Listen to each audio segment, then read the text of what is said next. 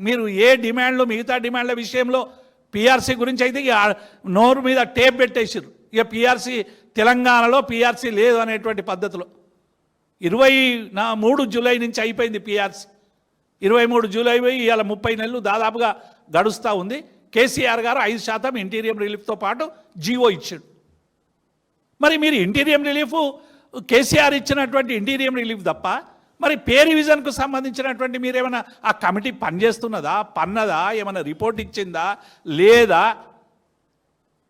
Committee ఇన్ని రోజులు అవుతుందా? 25 నెలలు, 3 నెలలు అప్పుడైంది, ఇప్పుడు 22 నెలలు, 25 నెలలుగా మరి కమిషన్ ఏం చేస్తూ ఉన్నది?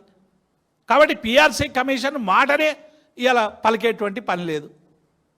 ఏ సమస్యలైనా మీ అనేక సమస్యలు కూడా ఇలా పెండింగ్లో ఉన్నాయి. డిఏలు అయితే 5 డిఏలు రావాలి.